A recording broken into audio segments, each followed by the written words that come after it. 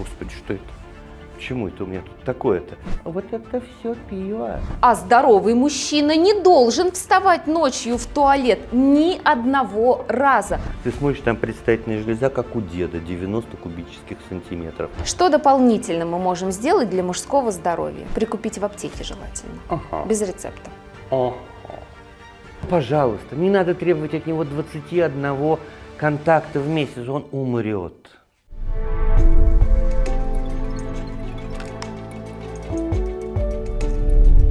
Что нужно знать каждому мужчине для того, чтобы оставаться здоровым, сильным и уверенным в себе? На самом деле не так много. Сегодня мы выясним, какие признаки выдают самую опасную мужскую болезнь на ранней стадии, на какие изменения важно обратить внимание и как самостоятельно оценить состояние мужского здоровья. В гостях уролог, андролог, профессор Дмитрий Тарусин. Доктор, здравствуйте. Здравствуйте, очень приятно быть у вас в гостях.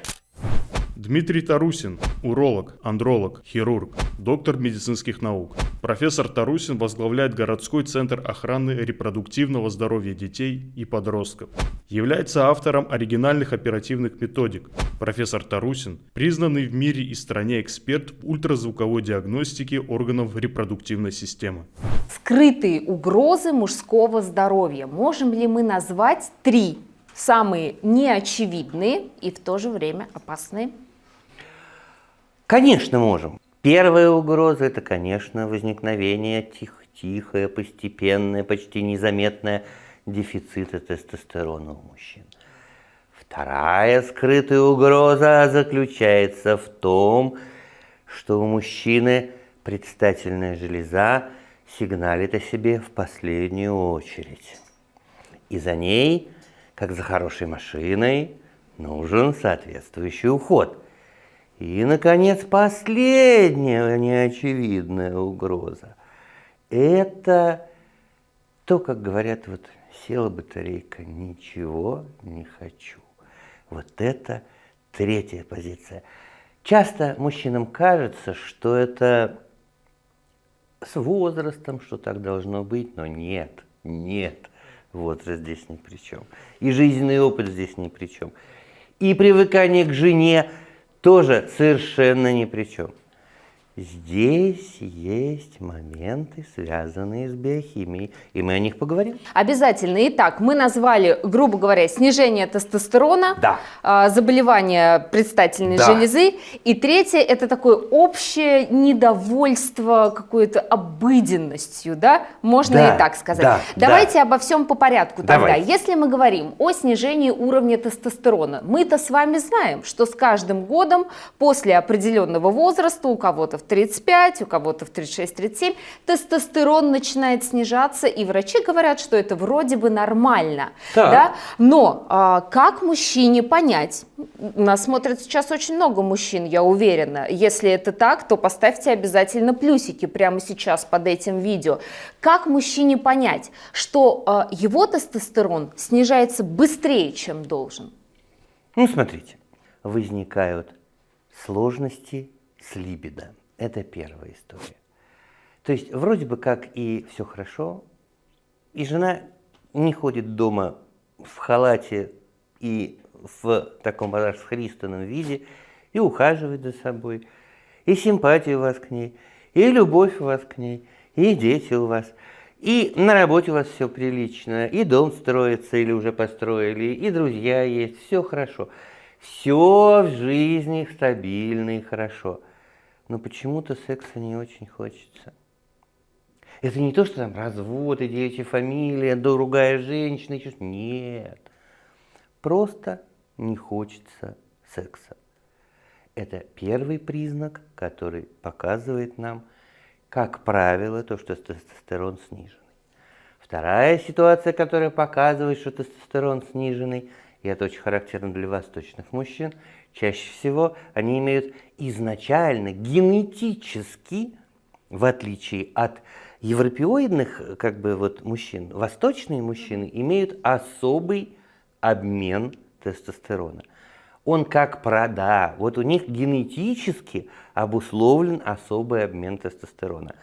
Он всегда на очень высоком уровне. То есть изначально эти люди как бы рождаются с сильной половой конституцией. Половая конституция делится на слабую, не очень слабую, среднюю, выше, ниже средней, выше средней, высокую и очень высокую. Всего 10 баллов. И вот восточные мужчины обычно имеют в молодости от 8 до 10 баллов. Крайне редко спускаются там куда-то ниже по этой шкале. Это больше характерно для северных народов. У них как бы немножечко по-другому эта ситуация устроена. Вот.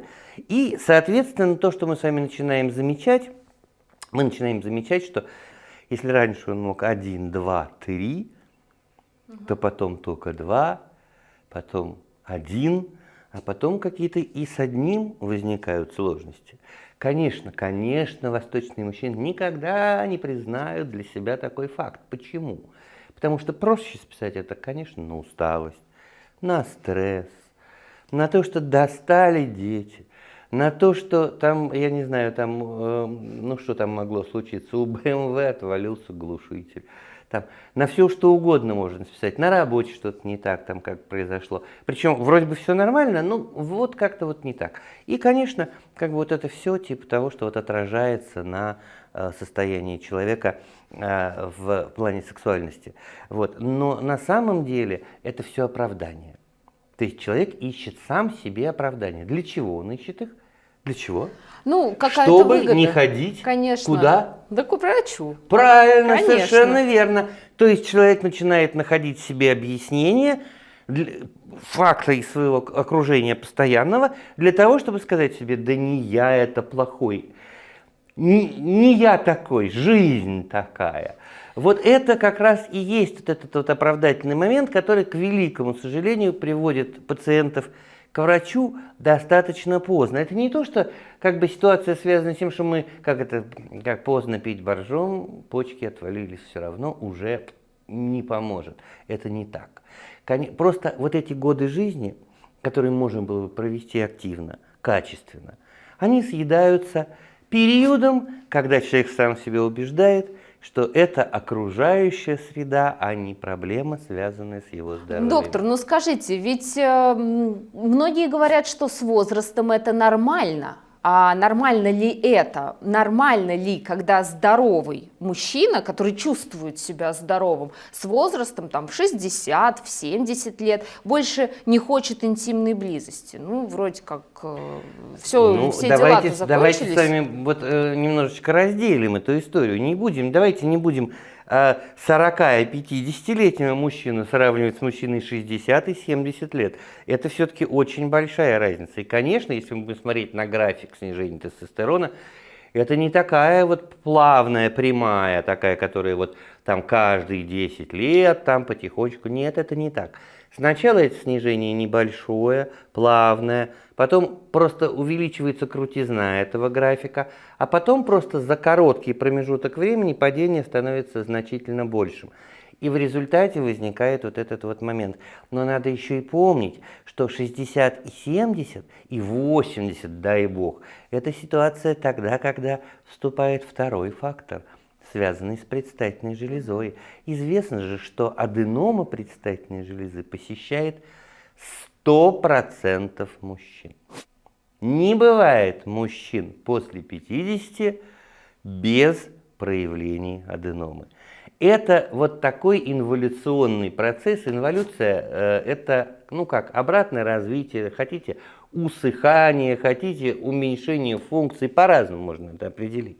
Но в целом эта ситуация связана именно с тем, что предстательная железа начинает перерождаться уже как бы в такую пожилую, такую потрепанную, такую как бы, как вот там BMW 2000 года, вот сейчас, да, вот она будет уже где-то такой, да, вот к 60 там, годам она уже будет там, например, 95-го года, вот, то есть как бы вроде и машина-то та же, и все вроде, уже как бы не совсем то. Поэтому такая вот история. И тут уже вступает предстательная железа, и высокие концентрации тестостерона способствуют большему приросту объема предстательной железы. А раз больше прирост объема, сложнее писать, значительно сложнее как бы удерживать напряжение без эякуляции, то есть половой акт сокращается по длительности, возникает ситуация, которую мы называем там ранняя или преждевременная эякуляция. И при этой вот ситуации как раз предстательная железа является одной из этих причин. И вот она, как мы с вами говорили, скрытые угрозы. Прежде чем переходить к здоровью предстательной железы, я хочу, чтобы мы с вами все-таки обозначили 3 самых ярких признака, по которым мужчина, каждый мужчина прямо сейчас может понять, что что-то со мной не так, мне нужно идти к врачу. Вот на что взрослый мужчина должен обратить внимание прямо сегодня, чтобы оценить уровень своего главного мужского гормона? Это не всегда может сделать даже хорошая лаборатория, не то что сам человек, но, конечно, признаки существуют. Первый признак, и вот он самый универсальный, этот признак, это ситуация, когда нет сил. Второй момент, это, конечно, когда становится более тяжело становится тяжелее переносить физические нагрузки. Здесь все, конечно, значительно сложнее. Если как бы раньше и силовые тренировки были прям в кайф, и вот прям мышцы тут росли, и прям можно было бицуху свою там просто руку согнуть, и все падали просто. И девушки падали от счастья, а мужчины от страха перед таким бицепсом. Вот. Но в целом история такая. Вот эти физические нагрузки начинают даваться тяжело. Все тяжелее и тяжелее. И вот если раньше, там, допустим, беговая дорожка там, в течение 45 минут нормально, то сейчас вот как-то уже там на 20-й минуте уже... Или давайте ближе к реальности, да. Доктор, а то у нас все мужчины такие спортсмены. Или раньше, например, ты на даче в одной руке ведро с картошкой, а в другой бензопила. И нормально там 30 метров проходил. То сейчас там половина ведра не под силу унести. Ну, не настолько, конечно, это уже прям такое критическое падение сил. Вот. Но в целом, да, то есть мы замечаем это же возникает постепенно, не сразу. То же самое, да ну хорошо, не ходите на беговую дорожку, ну не ходите. Но вы же иногда ходите от метро пешком до дома. У вас 15 минут как бы вот ходьбы. То вы проходили прям такой весь из себя бодрый ха-ха, приходите, лестница, и у вас возникает уже вопрос, что же мне делать с лестницей-то.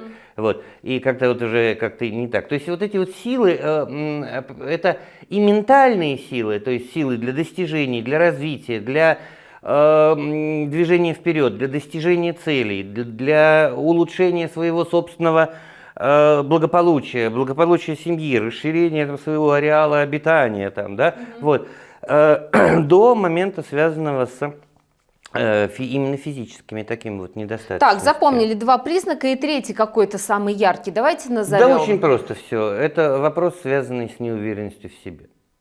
Неуверенность в себе в постели, неуверенность в себе в жизни, неуверенность в себе с точки зрения своей мужественности. То есть, условно говоря, человек начинает себя чувствовать чуть меньше мужиком-самцом, чем как бы в ситуации, когда у него высокий тестостерон. Вот такой интересный факт, да, людям, у которых там есть прям вот, казалось бы, никак не связано, оказывается, связано. Вот люди, у которых нет резцов, или там выпали резцы, там, да, или ситуация, связанная с протезированием, или там еще с чем-то, вот они становятся беззубыми и в жизни. То есть они уже не могут так отвечать на как бы вот внешнюю агрессию, у них нет уже вот этой вот погони, да, вот. А оказалось, что вот здесь, вот в этой зоне располагаются рецепторы внутри, в челюсти, которые поддерживают уровень тестостерона в организме. Таким образом стимулирует гипофиз, чтобы он выделял больше стимуляторов. Поэтому, как бы вот когда челюсть, условно говоря, допустим, заменяется на вставную, а не на имплант, который, собственно, тоже давит, как бы, возникает такой элемент беззубости. Что же делать тогда? Смотрите, у нас же ставить зубы. Здесь понятно, много советчиков в интернете, которые рассказывают о том, что тестостерон, главный мужской гормон, который безусловно необходим мужчине, мы даже не будем об этом рассказывать, потому что роликов об этом на самом деле очень много. Тестостерон необходим мужчине, необходим в определенном правильном количестве. И многие рассказывают, что есть якобы какие-то продукты, которые способны повысить уровень этого главного мужского гормона. Я хочу у вас спросить, как у врача, который занимается этим с точки зрения доказательной медицины, действительно ли существуют продукты, которые повышают уровень тестостерона? Существуют пищевые добавки и существуют растения, которые способны решить эту задачу частично. Частично. Но самое главное, что повышает уровень тестостерона, это образ жизни человека. Да, вот когда человек без физической активности, когда человек без огонька, когда человек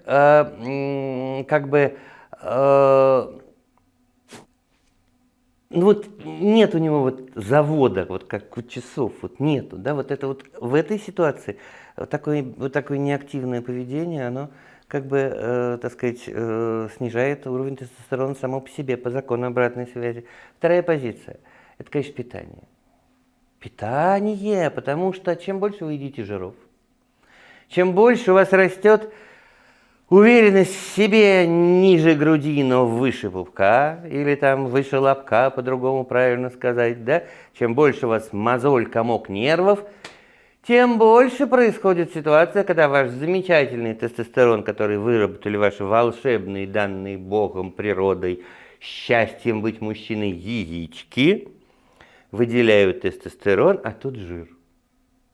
Он его видит такой, говорит, так, ЦОП.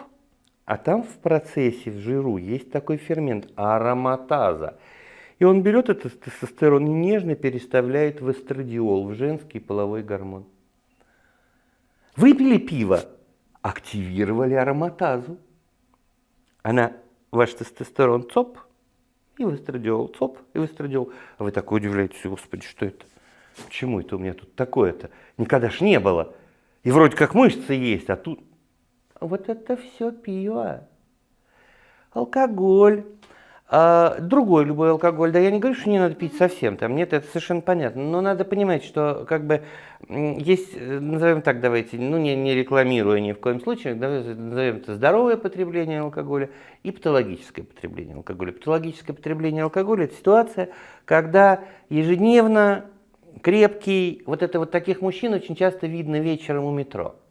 Если зайти куда-нибудь вот в кафе какое-нибудь, просто поужинать, если ты не успеваешь приготовить дома или ты не едешь домой, да, просто поужинать. Ты видишь этих людей, их очень много. Они такие немножко огрузлые, такие с такой вот фигуркой, такой как больше похожей на грушу.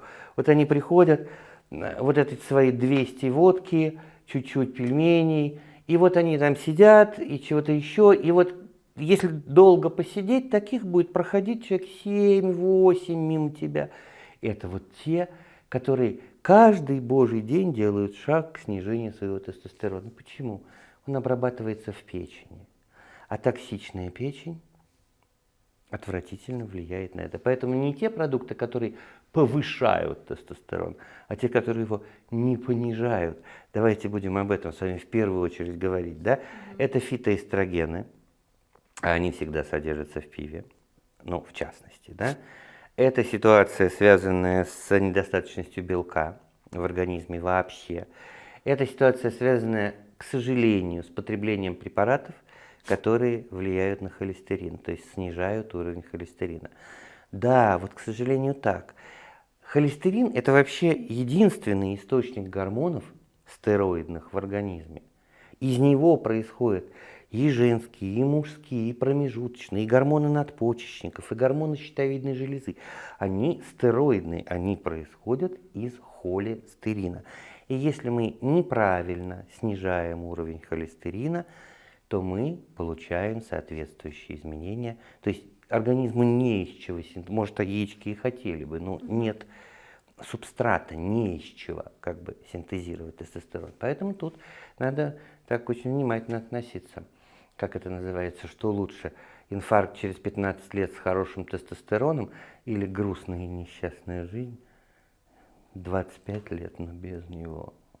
Друзья мои, мы неоднократно говорили о здоровом образе жизни, да практически со всеми нашими врачами мы об этом потому что это единственное, говорим. что... Кстати Да. говоря, есть у нас хороший выпуск о питании, о том, как правильно начать правильно и здорово питаться. Обязательно посмотрите ссылку на него, так же, как и на выпуск о здоровом сне. Я оставлю в описании к этой программе, потому что вот чувствую, что для мужчин это тоже крайне необходимо. Доктор, вы знаете, я хочу вот о чем спросить. Все такие: добавьте и какие-то специальные растения, да? Давайте чуть-чуть... Да, пожалуйста, это совершенно абсолютно не секрет. Эти пищевые добавки доступны, и они действительно с доказанным действием.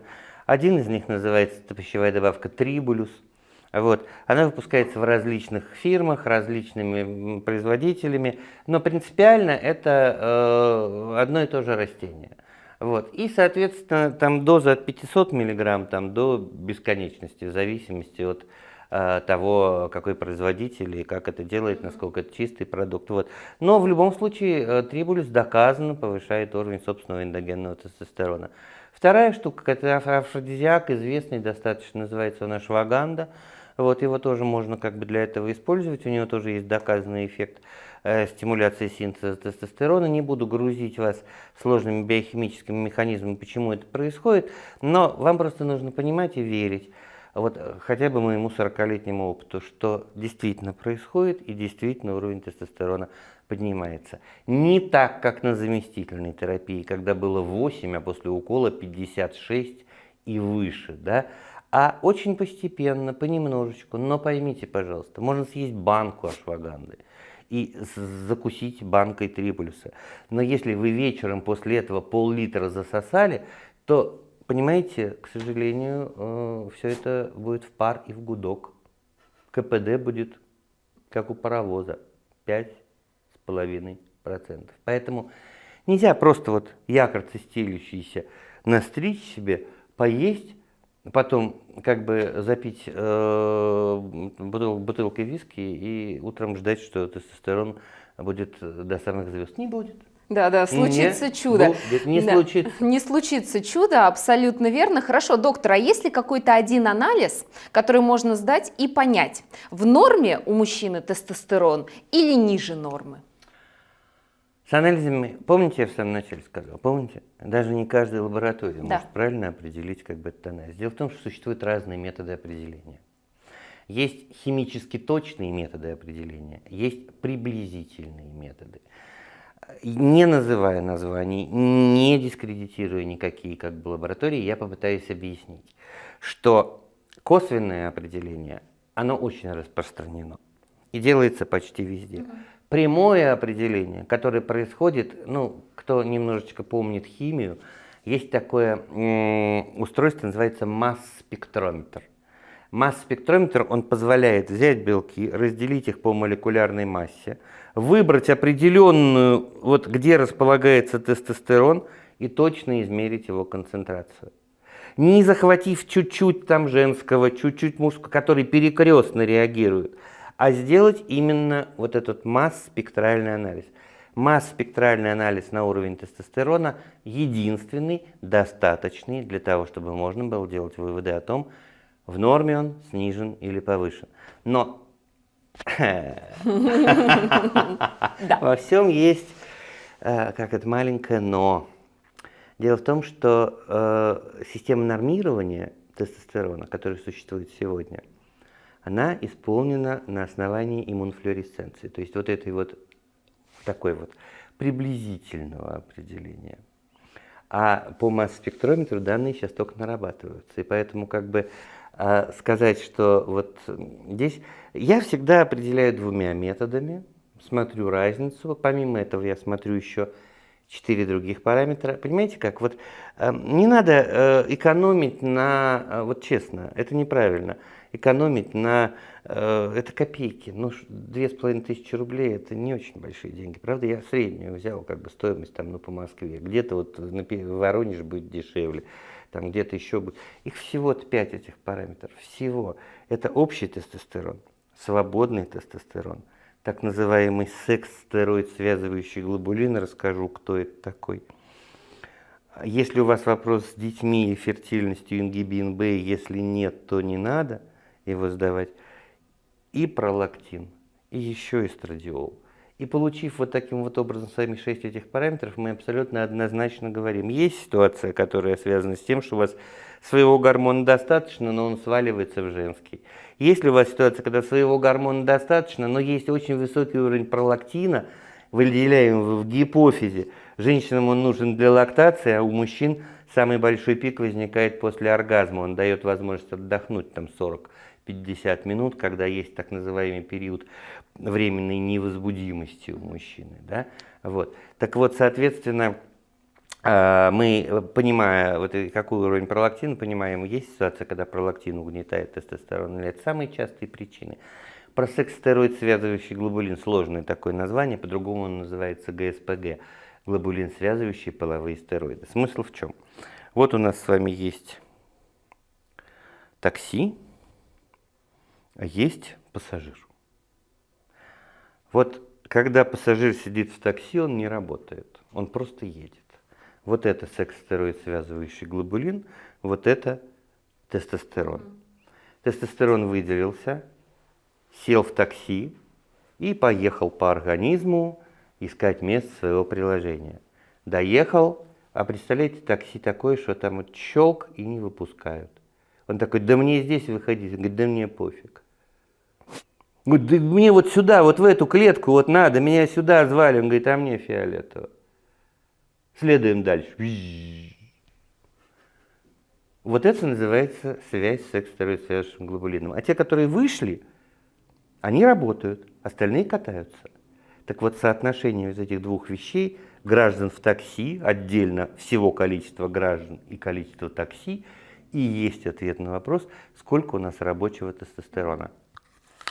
Пока доктор дожевывает яблоко, друзья мои, мы сделаем небольшой промежуточный вывод, что если мужчина хочет чувствовать себя здоровым, крепким, мужественным, отчаянным, да, и сохранять это ощущение мужественности, у него должен быть в норме главный мужской гормон тестостерон. Вы можете заметить снижение этого уровня. И если вы понимаете, что можете самостоятельно справиться с тем, что вроде как тестостерон снижен, но вам хотелось бы чего-то более интересного, то, пожалуйста, корректируйте свой образ жизни. Если же все-таки ситуация запущена, пожалуйста, дойдите до доктора и проанализируйте с ним эту ситуацию. И задайте ему вопросы, что же делать с вашим тестостероном. Может быть, он назначит вам заместительную гормонотерапию. Но я думаю, что это тема нашей другой программы. Кстати говоря, если вам интересно поговорить об этом, о назначении мужчинам гормона тестостерона дополнительно, напишите прямо сейчас в комментарии.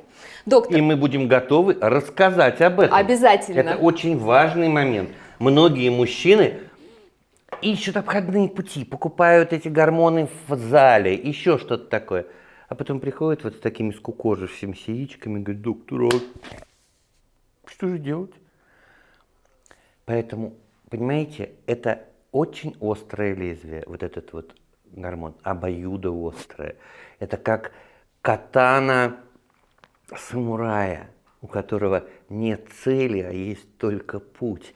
Вот нельзя поскользнуться на этом лезвии. Это вот правда, вот такой вот путь. Это очень-очень аккуратный. И это знают только очень квалифицированные специалисты, которые этим занимаются очень давно, которые видели осложнения. Когда вот такие мужчины, которые вот колют, он говорит, доктор, я писать не могу. Ты смотришь, там предстательная железа, как у деда, 90 кубических сантиметров. А фарш невозможно провернуть назад. Доктор, очень остро и очень интересно, загадочно по поводу писать. Давайте к предстательной железе поближе пододвинемся и подойдем.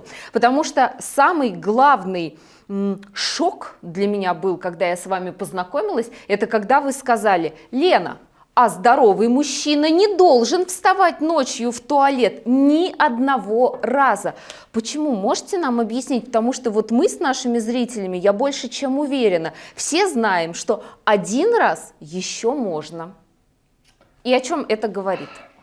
Давайте с вами вспомним наши лучшие, замечательные, Волшебные молодые годы. Ведь были же, Лена, были такие, правда? Были. И у вас были. И у вас, и у вас, и у меня тоже были. Вспомните, пожалуйста. Вставали вы ночью писать или нет? Ну, если только вы с друзьями не зарядили пиво там где-то на лавочке и не попели песни под гитару. А так вот, ну, обычно, когда вот обычный день, вы отучились в институте, что-то пописали, сделали там, да, глотнули чайку на ночь. Вы вставали? Вас я не буду спрашивать. Вы? А вы? Я думаю, что большинство из вас ответит нет. Почему? Потому что это отличная предстательная железа, свежая, классная, без фиброзных тяжей, без избыточного количества рецепторов, которые реагируют на наполнение мочевого пузыря, без сужения канала, который как бы в дальнейшем сигнализирует о том, что, слушай, ты, конечно, спишь, но вспомни, как тебе было трудно пописать, когда у тебя мочевой пузырь переполнился после того, как ты 3 часа ехал в пробке.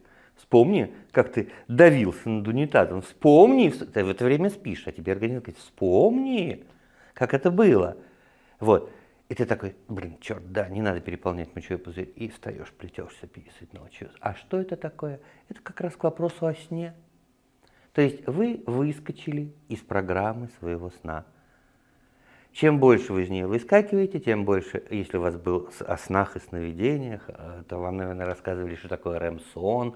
Вот сон, когда вы смотрите на человека, а у него глаза бегают, называется быстрое движение глазных яблок.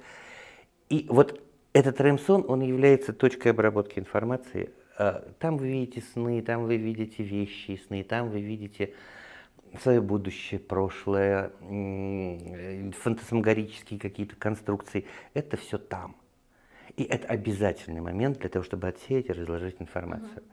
А просыпаетесь вы именно в фазу этого REM-сна. То есть вы его чок съедаете, и вы постоянно накапливаете REM-долг. Вот этот вот. И он у вас копится, копится, копится, копится и не реализуется при дальнейшем сне, потому что там цикличность. Ну, это все рассказывал вам сомнолог, я не буду в это вдаваться. Смысл в чем? Не надо вставать ночью писать. Потому что вы нарушаете структуру своего сна. Остаете вы писать. Почему? Потому что предстательная железа начинает вам стучать. Можно поправить? Вполне. На начальном этапе вообще вот так, на щелчок. Но работать с этим надо. Работать. На начальном этапе доктор может поправить? Конечно. Самостоятельно? Конечно. Конечно. Мы должны изучить, как работает предстательная железа, что с ней случилось. Не хватает ей тестостерона, достаточно ей тестостерона. Если там какая-то хроническая инфекция, которую вы не заметили, где-то вот у вас проскочил классный половой контакт, вы его для себя помните, что это был вообще просто такой вот экстрим шикарный был. Вот. А в это время там уреоплазма завелась, сидит себе и как бы так потихонечку тебя там так тинь-тинь-тинь, а в этом месте рубчик, рубчик, рубчик, рубчик, рубчик. А ты так и ходишь 2 года с этой уреоплазмой. А потом как бы раз, и возникает вопрос. Почему ты не пришел раньше? Можем ли чувак? мы сказать, что мужчины, которые встают в туалет ночью даже 1 раз, это пациенты уролога? Убрав оттуда граждан, которые на ночь намеренно сидели и пили чай в бесконечных беседах. Или те, которые на ночь покупают 2 бутылочки пивка и, соответственно, усиливают ночной диурез. Понятно, Да. хорошо, доктор. Какие еще сигналы, которые подает мочевой пузырь мужчине, должны сказать о том, что ему пора к профессионалу? Струя мочи, Ну почему боли. мочевой пузырь? Мочевой пузырь в этой ситуации самое страдающее лицо. Он как бы вообще не виноват. Он к этой ситуации вообще никакого отношения не имеет. Он пострадавший. Он как бы не болеет, его заставляют таким быть. Это не он такой. Предстательная Это, железа. конечно, конечно. Это Ошиблась. начинающиеся обструктивные изменения. Вот обструкция – это затык. Постепенно возникающая обструкция. Это снижение сил струи. Если раньше можно было поспорить с приятелем, что я тебя переписью по длине, да, то сейчас уже в такую игру как бы особо не поиграешь, что-то как-то уверенность, что победишь-то и нету. Вот. И, конечно, ни в коем случае на деньги нельзя с теми, кто тебя моложе, потому что это однозначный проигрыш. Однозначный. Чем старше, тем однозначный проигрыш. Вот это неполное ощущение порожнения мочевого пузыря. Так вроде как сходил, все, тынь, вот что уже все застегнул, штаны надел, все, выходишь, думаешь, черт. Может, еще разок зайти? Еще разок зайду, да. Вот, то есть вот это как бы такое, но здесь два момента, может быть, это может быть и нейрорефлекторный мочевой пузырь, да, с одной стороны, то есть когда человек на высоком стрессе, там, ну, как бы такой вот, у него невроз, у него там еще какая-то история, это может быть и при этом, конечно, вот, но, как правило, все-таки это уже такое начальное проявление проблем с аденомой предстательной железы. А есть какой-то яркий симптом, доктор, который может сказать мужчине о том, что это признак серьезного онкологического заболевания? Нет. К сожалению, нет. Рак предстательной железы – один из самых молчаливых раков. Он очень долго молчит, долго. Он хорошо прячется, потому что на ультразвуке мы, к сожалению, не можем сказать, какой это узел. Узел аденомы или узел рака. Он проявляет себя точно так же, как хронический простатит. Ну, такой легенький, точно так же, как аденома проявляет себя. Вот. Но просто в это время потихонечку это зло растет. Надо правильно относиться к заболеваниям предстательной железы, Лен, потому что здесь история такая, как это, у каждого будет рак предстательной железы, не каждый до него доживет. То есть если как бы посмотреть, ну, такое противная для, как бы, ну не противная, а такое, как сказать, чисто медицинская вещь, неприятно, может быть, аудитории, если взять, допустим, ну, условно 100 погибших или умерших пожилых мужчин, вот, ну, допустим, там после 80, то, наверное, у 90 из них мы найдем очишки рака. Это не значит, что он умер от рака предстательной железы, это может быть инсульт, инфаркт, дыхательная недостаточность, проблемы с желудочно-кишечным трактом, любой другой опухолевый процесс, метастатический процесс. Но если мы будем смотреть, как бы прицельно будем искать в предстательной железе, то мы его найдем. Это, к сожалению, судьба. У мужчин вот так выстроена судьба. Да, у женщин она выстроена чуть более широко, то есть как бы там либо вопрос отскакивает в шейку матки, либо вопрос отскакивает в грудь, в молочную железу, да, либо там как бы в яичник. Вот. Соответственно, у мужчин точка приложения в основном вот этого, да, ну, убирая там наиболее частый рак легких из истории. Но тем не менее, смотрите, мы говорим о том, что симптомов ярких, клинических мужчина так или иначе почувствовать не может. На ультразвуке тоже рак не всегда виден, но мы-то знаем, что есть один анализ крови, который можно сдавать ежегодно, Конечно. И вроде как быть уверенным в том, что рака нет. Уверенным быть нельзя. Нельзя. Этот анализ называется анализ на простат-специфический антиген, ПСА. Он входит в государственную программу профилактики. После 40 лет вас будут там примерно раз в 2 года, сначала потом раз в год приглашать смс-ками, ну как вот в Москве делают, на сдачу вот этого анализа, вот это профилактический. Но надо хорошо понимать, когда вы сдаете его один раз, там 56, и он у вас повышен, для нас эта ситуация не очень показательная. Почему? Потому что мы сразу как бы вас квалифицируем в пользу онкологическую и, соответственно, с вами как бы работаем уже в этом ключе. А здесь вот в чем проблема. Самая главная проблема здесь заключается вот в чем. Дело в том, что не каждое повышение ПСА рак. И не каждый рак ПСА позитивный. То есть бывают ситуации, когда ПСА нормальный, а онкологический процесс есть. Так тоже бывает. Поэтому это не абсолютный, это скрининговый параметр.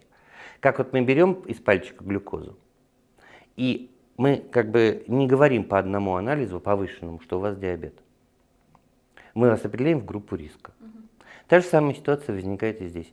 Однократно повышенный ПСА – это группа риска. Почему? Потому что, например, вы должны знать, что у того же 40-45-летнего мужчины, если он недавно имел половую связь, буквально вот накануне у него был секс или у него был мастурбационный акт, у него обязательно будет повышенный ПСА.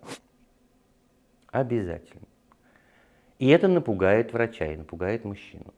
А вот если он приходит к грамотному доктору, тот его спрашивает: было? Ну да. Ну вот ему говоришь там 7 дней перерыва. Он: как? 7 дней перерыва. И через 7 дней сдаешь. Приходит: нормальный. Вот это вот надо понимать, что такие ситуации, к сожалению, бывают. И поэтому это не абсолютный тест, но любой мужчина после 40 После 40 раз в 3 года. После 50 раз в 2 года. После 60 раз в год. После 70 раз в полгода. После 80 я не геронтолог. Спросим у них. Да, хорошо, то есть мы сдаем анализ крови на ПСА, Да. и смотрим на И показатели. просто копим их, складываем в папочку. Если вдруг возникает подскок этого ПСА, приходите к доктору, говорите: доктор, жил спокойно, а тут вот. Хорошо, Но просто соблюдайте одни и те же условия. То есть если вы там 5 дней воздерживались до предыдущего анализа, столько же воздержитесь к следующему. И желательно, если я правильно понимаю, не просто складывать папочку, а в одной и той же лаборатории в надежде на В целом, то, да. что, В целом, да. Что показатели... реактивы не будут меняться с американских на китайские, с китайских на тайваньские, с тайваньских на филиппинские. Мы сказали о том, что, может быть по-разному. И рак может проявляться по-разному, Может. и анализ ПСА может его не выдавать. Конечно. Давайте тогда, знаете, что от вас хочу получить? Четкий алгоритм для мужчины, который хочет быть здоров. Вот что ему нужно делать, например, раз в год для того, чтобы быть уверенным в своем здоровье мужском? Если это мужчина примерно 40-летнего возраста, и у него нет жалоб на свое половое здоровье, и на мочевое, так его назовем, здоровье, тоже жалоб нет, в этой ситуации для него достаточно раз в 3 года сдавать ПСА. Если у мужчин появляются жалобы на ночные подъемы, на неполное опорожнение мочевого пузыря, на вялую эякуляцию, то есть раньше выстрелил до потолка, а потом как-то вот не поймешь, то ли втекает, то ли вытекает, не поймешь, джин как-то вот из банки не весело выходит. Вот. Соответственно, тогда к этому исследованию добавляется ультразвуковое исследование. Если были ситуации, когда у вас был незащищенный секс на стороне, вот, и, соответственно, вы не обязательно получили после него прям новые симптомы, но немножко ухудшились какие-то старые, тогда сюда добавляется исследование на ПЦР, то есть как бы посмотреть, вот, как бы и все. И, конечно, без чего нельзя ходить к урологу? Ну-ка давайте с одного раза. Вот Дневник мочеиспускания. Хорошая идея, но проходит мимо. Первое. Второй вариант. Без жены? Не проходит вариант. Третий. Даже не знаю, без денег? Это хороший вариант. Без мочи. Вот приходить к урологу без анализа мочи – это моветон. То есть, понимаете, вы теряете свои деньги, в первую очередь. Да? То есть вы приходите, уролог говорит: ну что ты пришел? Мочу, давай мочу. Давай мочу. Угу. А так вы приходите, он говорит: ну что, давай мочу, а потом второй раз ко мне на второй прием. Он говорит: а вот она. Хорошо, доктор, с исследованиями понятно, и я прямо сейчас призываю всех наших зрителей запомнить и лучше записать, когда ваш следующий поход к врачу-специалисту состоится, но мы же все надеемся на то, что наши зрители – это думающая аудитория, и мы хотим не допустить развития болезни. Вот здесь, в контексте развития онкологического заболевания, есть ли какая-то профилактика? Может быть, есть особенные витамины? Понятно, что образ жизни, нужно худеть, правильно есть, об этом мы уже поговорили. Есть ли какие-то витамины? Может быть, определенный спорт, который влияет на здоровье мужской половой системы, и какое-то количество интимных отношений в месяц. Что дополнительно мы можем сделать для мужского здоровья? Прикупить в аптеке желательно, без рецепта. Нет. Вот нет. В продуктовый магазинчик, дорогие. А там тыквенные семечки покупаем в кармашек. И профилактика идет. Тыквиол, тыквенные семечки, тыквенное масло. Прекрасный препарат, который позволяет улучшить качество функционирования предстательной железы. Отлично. Вот. Хорошая штука курага, замечательная. Вот чернослив, прекрасно, в этом плане помогает. Ну, что еще? Конечно, что-нибудь такое, что нормальный стул обеспечивает, потому что там же все рядом, предстательная железа и как бы прямая кишка, и в них общий венозный кровоток, поэтому если хронические запоры имеются, ну, псилиум какой-нибудь там, какой-нибудь этот тертый подорожник, там еще что-то. Вот. То есть вот такие вот вещи, которые улучшают в общем и целом вопрос, связанный с отхождением там, и мочи, и других экскрементов. Вот. Специальные, как бы такие вот, ну как сказать, в аптеке, ну, наиболее распространенные это такая есть собаль серулята, красивое такое у нее название.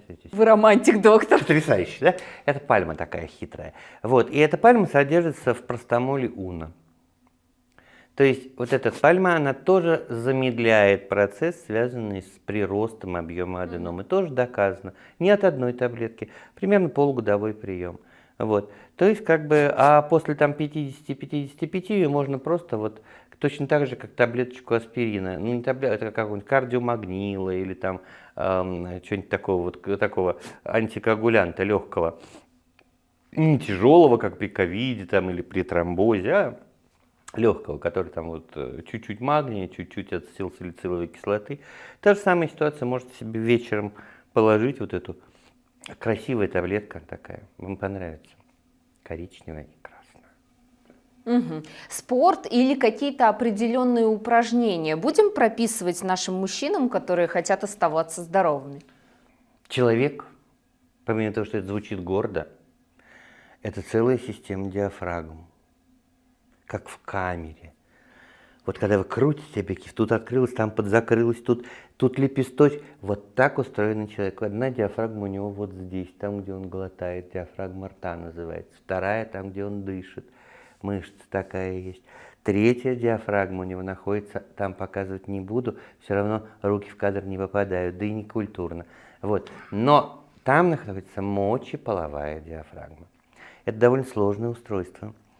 Оно представляет, мне очень нравится, насколько оно столько же сложное, что вот когда смотришь на рисунок, там такая вот восьмерка между выходящими мочевыми путями, половыми путями и прямой кишкой, такая знак бесконечности в вертикальном положении. Так вот, этот знак бесконечности и нужно тренировать. А это известное упражнение Кегеля, вот, который, собственно, как бы заключается в следующем. Если кто не понимает, как втянуть попу вовнутрь, сейчас научу. Вы ему говорите, представьте себе невозможное. Он говорит, что? Я говорю, представьте, что я беру 5-копеечную монету и вкладываю вам ее между ягодицами. Удержите ее сколько сможете. И вот тогда он понимает, что он должен сделать со своими мышцами. Понимаете? Вот. Это очень важно объяснить правильно. Потому что, знаешь, я делаю упражнения Кегеля. А как? Вот так. Но это же не то. Вот. То есть надо тренировать мочеполовую диафрагму. Очень хорошее упражнение, связанное с тем, когда мы разгружаем венозные сплетения таза. Для этого существует березка. Прекрасное упражнение. Велосипед. Имеется в виду на спине. Когда человек ложится на спину, приподнимает таз и начинает делать движения ногами. Поймите, что венозная кровь в человеке в основном не движется от того, что сокращается сердце. Признаки и принципы ее движения – это мышечные помпы. Они сжимаются и расслабляются. С каждым шагом человека происходит выброс вен, которые как бы вот у нас... Просто человек стоит вертикально, и против силы тяжести надо эту кровь поднимать наверх. Никакого сердца, даже вот таких размеров бычьего, не хватит для того, чтобы прокачать. Поэтому оно только подает, но не засасывает обратно. А человек, когда выполняет упражнения, связанные, допустим, с мышцами ног, вот, работает эта мышечная помпа, которая дальше переходит в таз и дальше освобождает вот эти венозные сплетения. Поэтому все замечательные упражнения, вверх ногами, попой вертикально, да, если позволяет, конечно, пояснично-крестцовый отдел позвоночника. Но если вы постараетесь сделать это регулярно, он вам обязательно это позволит. Вот честное, благородное слово. Поэтому вот примерно такие вот упражнения для этого нам с вами будут полезны. Они будут полезны и не только мужчинам, они будут полезны и женщинам. То есть это можно сделать прекрасным парным упражнением, отличной зарядкой для всей семьи. Если вы никогда не занимались физическими упражнениями, но прямо сегодня доктор вас убедил, что вам это нужно для того, чтобы сохранять свое мужское здоровье, обязательно посмотрите наш выпуск. Сергей Михайлович Бубновский рассказывал о том, как это правильно сделать. Доктор, давайте... Сергей Михайлович Бубновский, боже мой, это потрясающий человек. Правда, те, кто не видел, я сам хожу в его центр. Я знаю его еще с тех времен, когда у него не было никаких центров, и он даже не был кандидатом наук. Он пришел со своей идеей к академику Румянцеву и как раз рассказывал ее при мне. Представляете, это было 27, наверное, лет назад. А теперь Сергей Михайлович лучший кинезиотерапевт в стране. Посмотрите. Перейдем к заключительному и не менее важному. Да? Вот мы поговорили о том, что профилактика мужских болезней может заключаться и в определенном количестве сексуальных контактов в неделю или в месяц. Была даже цифра 21 половой контакт в месяц. Якобы способствует тому, что мужчина может быть здоров. Какой ужас! Это от кого вы просите-то? От мужчины в 50? В 60? Пожалуйста, относитесь к этой... Я сейчас научу вас, как эту ситуацию определять. Боже мой. Ой. Смотрите. У человека есть что? Я рассказывал вам самом деле. Половая конституция. Понимаете? И если гражданин начал мастурбировать в 17, а первый секс имел 24, то, пожалуйста, не надо требовать от него 21 контакта в месяц, он умрет. Это цветку не полезно. У него слабая половая конституция, и у него норма будет другая. Важна регулярность. Нельзя допускать застоя, а застой возникает примерно в течение 5 дней у мужчин. Если вы способны, хватает вашей эмоциональности и всего остального на ежедневные контакты, ваша супруга или ваша подруга на это согласна, прекрасно. Если вам 2 раза в неделю для зрелого мужчины, это нормальная частота контактов. Абсолютно нормальная. В 55, хорошо, если их будет 1,5 в неделю. Понимаете? Но не надо, пожалуйста, это же разные люди. Давайте я по-другому скажу. Если вы хотите определить частоту половых контактов, необходимых вам, приходите к андрологу, я посчитаю. Представляете, друзья мои, у нас для вас хорошие новости. Оказывается, есть врачи, мужские врачи, которые могут поговорить с вами, дорогие мужчины, обо всем. Вместе с ними не нужно стесняться рассказывать о каких-то своих проблемах, которые якобы дискредитируют вас как мужчину. Что мы сегодня поняли с вами? Что здоровый образ жизни, элементарная, правильная физическая нагрузка, здоровое питание и активность в хорошем смысле этого слова в целом говорит вам о том, что вы здоровый мужчина. Если есть проблемы с этим, пожалуйста, дойдите до доктора. Чем раньше вы обнаружите проблему, тем легче и безболезненнее вам доктор поможет с ней справиться. Сегодня мы говорили о мужском здоровье. Если эта тема вам интересна, обязательно пишите в комментариях, какие вопросы у вас остались. А я с большим уважением вновь представлю нашего доктора, уролог, андролог, профессор Дмитрий Игоревич Тарусин был у нас сегодня в гостях. Доктор, как всегда, познавательно и очень эмоционально. Спасибо вам большое. Я очень рад познакомиться с вашей аудиторией. Всегда готов ответить на ваши вопросы, если они будут. Я надеюсь, что мои слова для вас оказались правильными. И последнее, что я хочу сегодня сказать. Последний момент. Потенция падает и исчезает за 10 лет до инфаркта. Если что-то случилось с низом, и вы с этим не занимаетесь, пройдет время и случится с верхом. Это доказанный факт. Связь между сердцем и половым членом не только в любви. Всем любви, вам любви, нам любви. Спасибо вам большое. Я был очень рад снова встретиться. Большое спасибо, дорогие друзья. Мы желаем вам здоровья и, конечно же, ждем вас в следующий понедельник здесь же, на этом же канале. Увидимся. Будьте здоровы. Пока.